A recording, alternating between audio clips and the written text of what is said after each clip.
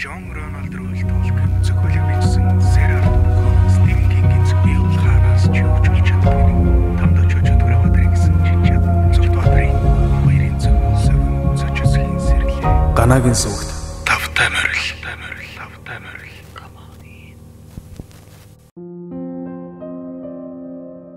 Зохиолч Цогтбаатарын Ууган баяр. Шуургатай шөнө.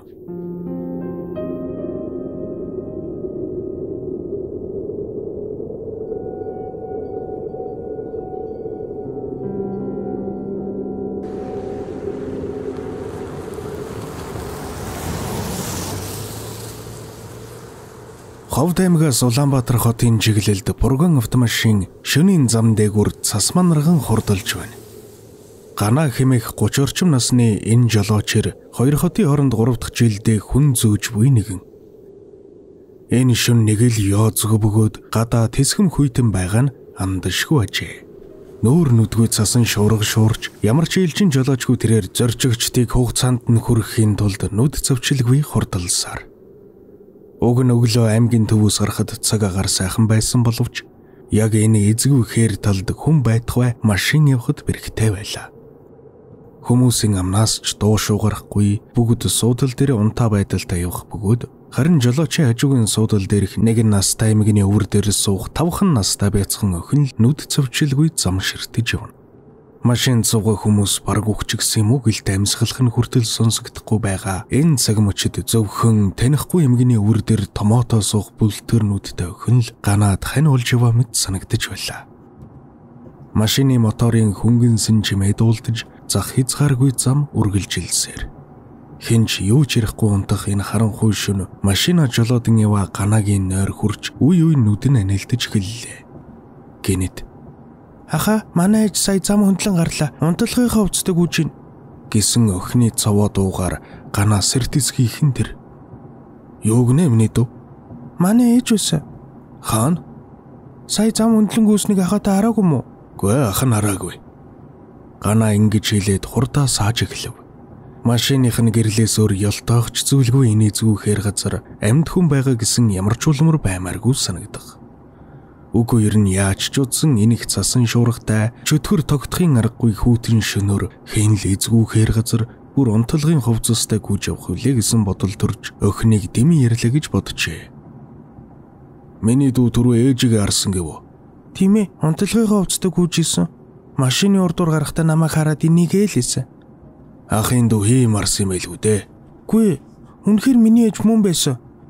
"Тэр аха яг таны хажуугийн зонхны чаарлдаа ээж мань гүгээд штий. Машина зогсоолтой аха, манай ээж дарж байгаа" гэж хэлээд охин өөлгөнөж эхлэхэн тэр. Ганагийн дотор харанхуулаад явчихав.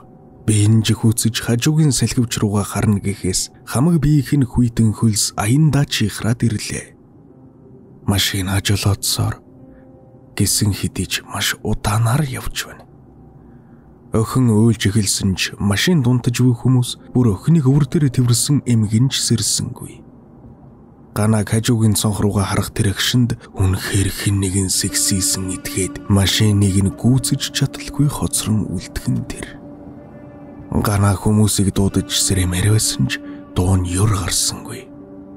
Баахан сандарч жолоогоо алдахад өгөв. Толинд гартал хинж юу ч алга. Гана машина зогсолоо. Хажиргалтай нь одоо хэрэн зорчигчд юу ч ажирлгүй унтсаар. "Миний дөө, үнэхээр ээж чинь саяын хүн байсан бол яагаад ингэж цасан шуурганаар гүйж үдээ? Ээж чинь гэртээ үлдсэн биз дээ. Энд бидэнтэй зэрэгцээд ээзгүй хэр газар явах учиргүй."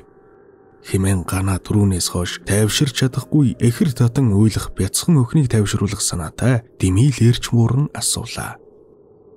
"Миний ээж хэдхэн өдрийн өмнө хатан гэртээ очив. Тэгээд хатан гэр нь энд байдаг юм байлгүй?" Хэмээн юмны учир ойлгох болоогүй жаахан охин өөлгөнөн хариулв.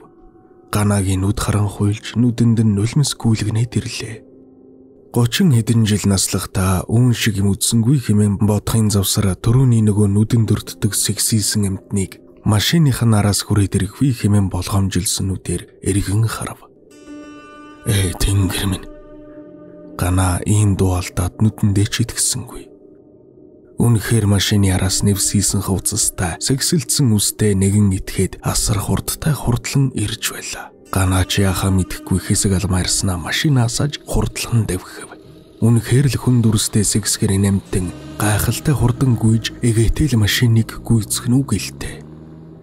Ганаа байн толиндоо харж хурдаа нэмсээр ямар тач яалтчгүй араас нь гүйх чөтгөр шулмын алин болгон үл мэдэгдэх энэ амтанд л гүйцэгдэж болохгүйгээ тэрээр сайн мэдэж байлаа. Хэрвээ тэгж хэмээн сайн болохгүй л ав. Ядаж байхад ойр хавьд ямар ч суурин газар байхгүй. Зураасан зам бүхий эзгүүхээр талд хот газрыг зөрсөн фургон автомашинтай хэсэгхэн хүмүүс л энэхэн хавьда амтай гол тойно байх шиг санагдана. Охин чүүлж миний ээжийг аваад явуулдаг хэмээн эхэр татна. Ингэсээр удалгүй халтиргаатай шөнийн зам дээгүүр хурдлан давхих фургон автомашин ховлд алгадуулан айхтар хазааж ирснээ ашгүй буцаад 4 дугуй дээрээ буулаа. Хүмүүс ч сэрлээ. Нүүрэнд нь хөлс даавралсан ганаа машина зогсоож эргэн хартал харин өнөөх зэтгэрийн эмтэн харагдахгүй байлаа. Машин дунтаж байсан хүмүүс ч яав ив болцоон бүжигналдаж сандарч гэлцгээхэн тэр. Ганаач зорчигчдод юу болсноо нэгднэггүй тоочлоо. Нэгэн ад зэтгэрийн сэгсийсэн эмтэн араас нь хөөсөн жаахан охин түүнийг хараад ээжээгээ дүүлээд байсан тухайч дурсаж та нар харин сэрэхгүй байсан гэдгийг ч хэллээ. Гэтэл жолоочийн хажуугийн суудал дээр зорчиж үемгэн миний өвөр дээр байсан охин хайчив хэмээн хашгирах нь холгүй асуув. Үнэхээр охин алга байлаа. Эмгэний өвөр дээр битгийх л машинд байсангүй. Хүмүүс ч сандралдан машинаас буун гэрэл чидэн тусгаад охины ямар ч улмөрийг олсонгүй. Ганаа гаргалуулсан 4 залуу хүнд төмөр манивлаар зэвсгэлэн ирсэн замаараа гарч идэн тусхан гүйлээ. Амьд хүн битгийх л гიშгсэн мөрч байсангүй. Охин хэдий завандаа буугаад алгуулдаг байна. Үгүй ядаж буулаа гэхэд машин дөрвөн хүмүүсийн хинэн ч мэдэхгүй өнгөрнө гэдэг байж боломгүй санагдана.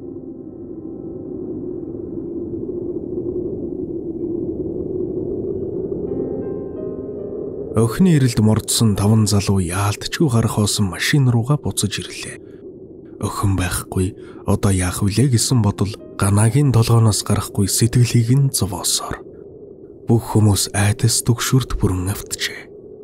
Ядаж байхад үүр цайх болоогүй байдаг. Залуусыг машин дэргэн эрстэл үлдсэн хэдэн эмэгтэйчүүд нус нулимсэндээ хутгалдчихсан бөөн юм болчихсон байж байлаа.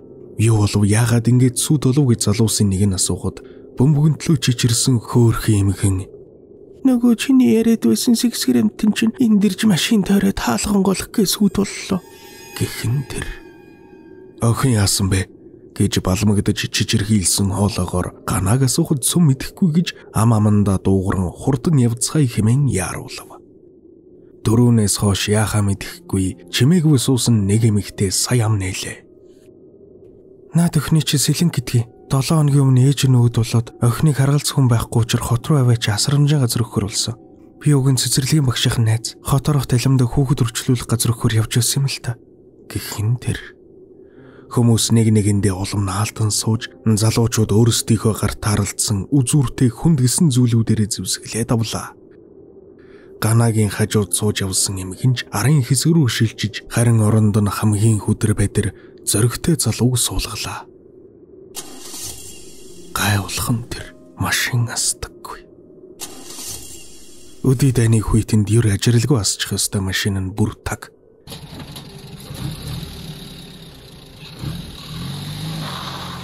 Энэхүү маниулдаж ноцолцоор байж арай гэж нэг машин асаад хөдөлж эхэллээ. Яг энэ үед ахаа намайг бити өрхөөч гэсэн сэлэн өхний дуу хүмүүст сонсогдох нь тэр. Машинд яваа хүмүүсийн хиндэж тэр жаахан өхнийг цасан шуурганаар хаяад зугтах хүсэл байсангүй. Машина зогсоотол охин шашгүй амьсгатан гүйж ирлээ. Тэгээд л удалгүй охиныг машиндаа суулгаад Ганаа хумгүй давхиж гарах нь тэр. Сэлэнгийн миний дүү чи зүгээрөө чи хаашаа алгуулчихв? Ээжтэйг уулзаад ирлээ. Юу? Ээж чинь тэгээд юу гэж вэ?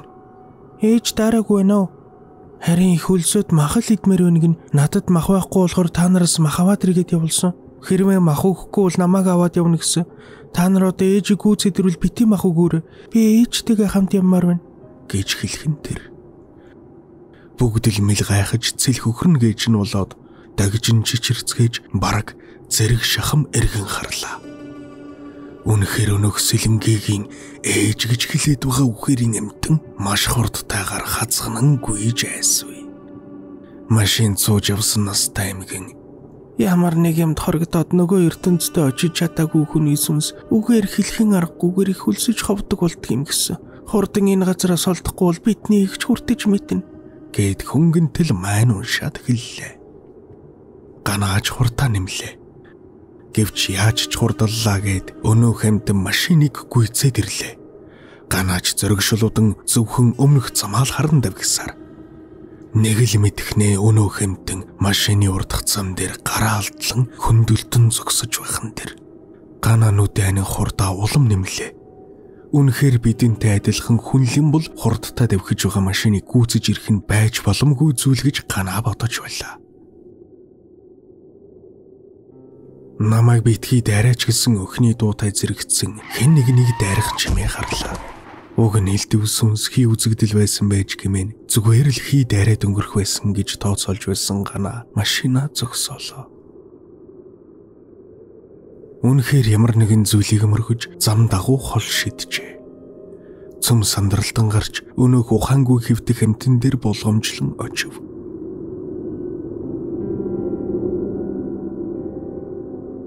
Ганаа нүдэндээ ч итгэсэнгүй. Саяхан л жолоочийн хажуугийн суудал дээр сууж явсан тавхан настай бяцхан өхөн цустайгаа холилдон ухаангүй хэвтэж байна. Цөмөрөө гайхан балмагтав. Өхнийг машинд байгаа эсхийг нь олж үзэхээр яран буцаж гүйх Ганаагийн нүд ёстой л нэг улаанаараа эргэлдэнэ. Өхөн машин далга. Өнөөх ад зэтгэрийн амтэнч дахин харагдсангүй. Сэлэнг өхөн хэдийн эмсэл хураажээ. Ашгүй үүр цайж эхэлж буй энэ үед шөнөөс хойш тасралтгүй майн уншсан настай эмгэн нас варсан ихийн сүнс өхнөөгөө царангийн хэцүү амьдралд орхиод явж чадаагүй бололтой. Өхнөө аваад явсан нь энэ юм байлгүй дээ гэсээр үгээ төгсгөв.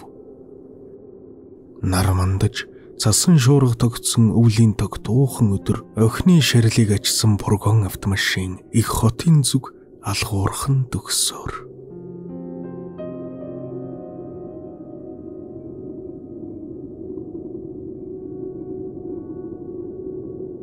Зохиолч Цогтбаатарын Ууганбаяр. Шуургатай шөнө. Зохиолыг уншиж эвлүүлсэн Гамболд. 2022 он Улаанбаатар хот.